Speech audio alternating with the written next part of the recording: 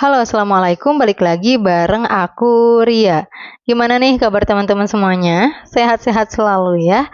Nah, baik di episode malam ini aku mau coba sharing cara mengatur penghasilan pas-pasan. Nah, buat yang pengen tahu pembahasannya, boleh simak tipsnya di video ini sampai selesai. Tapi sebelum lanjut, aku mau ngasih informasi dulu nih buat teman-teman yang lagi nyari alat nabung, misal celengan target, dompet disiplin atau binder untuk budgeting, boleh banget klik keranjang yang ada di layar atau langsung saja ke deskripsi. Di sana sudah ada linknya. Mudah-mudahan bisa bermanfaat.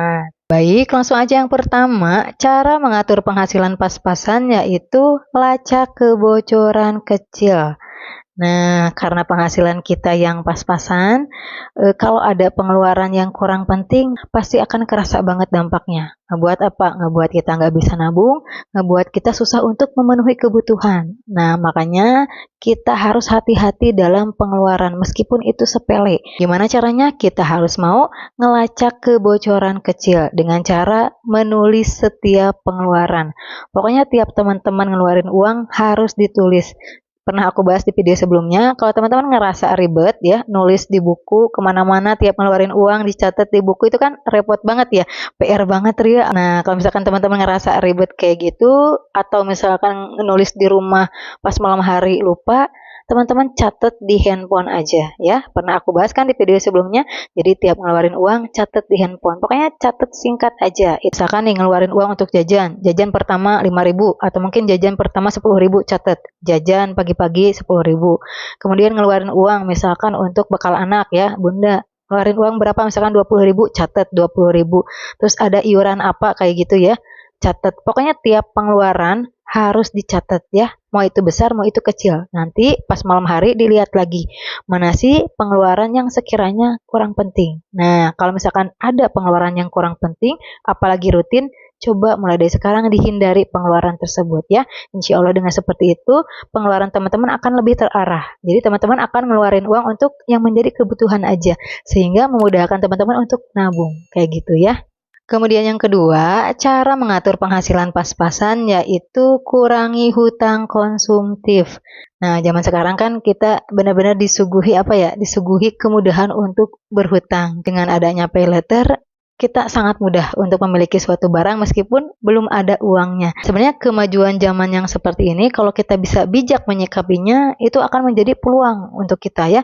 Untuk sebagian orang, terutama yang jiwanya pebisnis. Dia misalkan nggak punya modal, dengan adanya pay letter, dia bisa memiliki barang dulu atau produk dulu yang kemudian dia jual. Nah, keuntungannya bisa dibagi dua ya, sebagian untuk membayar bunga pay letter, sebagian juga untuk diri dia sendiri. Nah, sayangnya kebanyakan orang, terutama yang konsumtif, dia belum bisa bijak memanfaatkan kemajuan zaman ya, memanfaatkan teknologi. Dengan adanya pay letter malah ngebuat leluasa untuk berhutang konsumtif, memenuhi keinginan yang sebenarnya belum dia mampu. Nah, maka dari itu, coba mulai dari sekarang, kita jangan sampai termasuk pada orang yang kurang bijak dalam memanfaatkan teknologi. Kita menggunakan teknologi harus ngebuat kita jadi produktif ya, menghasilkan. Jangan malah ngebuat kita boros, kehabisan uang. Jadi ayo mulai dari sekarang kurangi hutang konsumtif agar kita tidak terlalu banyak pengeluaran sehingga gaji kita yang cuma segitu ya, pas-pasan itu bisa cukup atau malah bisa ada lebihnya untuk ditabung, kayak gitu ya. Kemudian yang ketiga, cara mengatur penghasilan pas-pasan yaitu berfokus pada kebutuhan. Nah, kalau kita ngerasa penghasilan gak seberapa ya, penghasilan pas-pasan, kita fokus aja pada apa yang menjadi kebutuhan kita.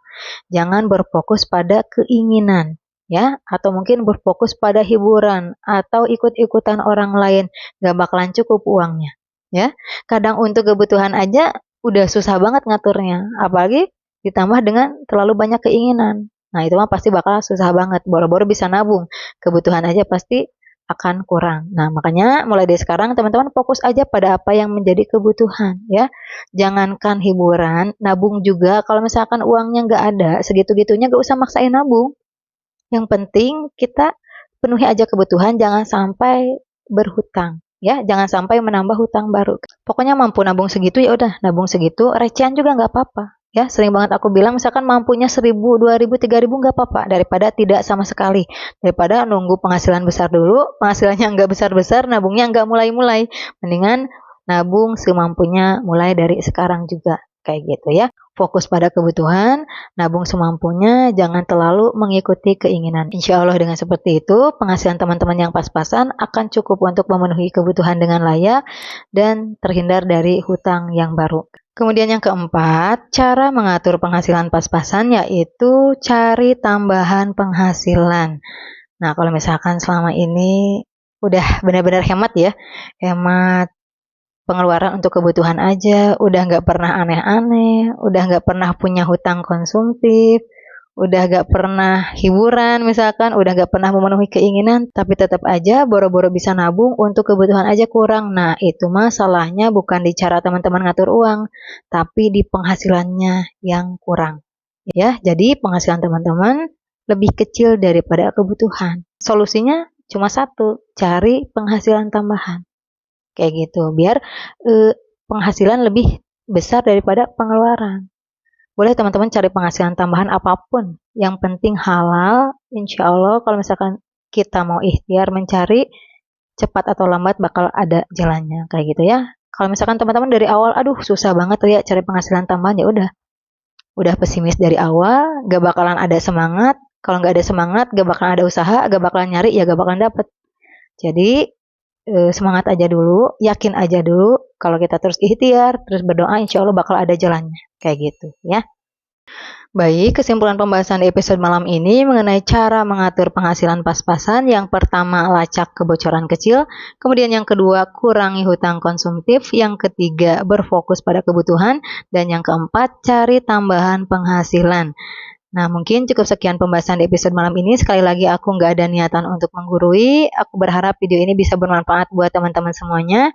Kalau keterima, alhamdulillah. Nggak juga, nggak apa-apa. Tiap orang punya pendapatnya masing-masing, punya sudut pandangnya masing-masing. Kita saling menghargai aja ya.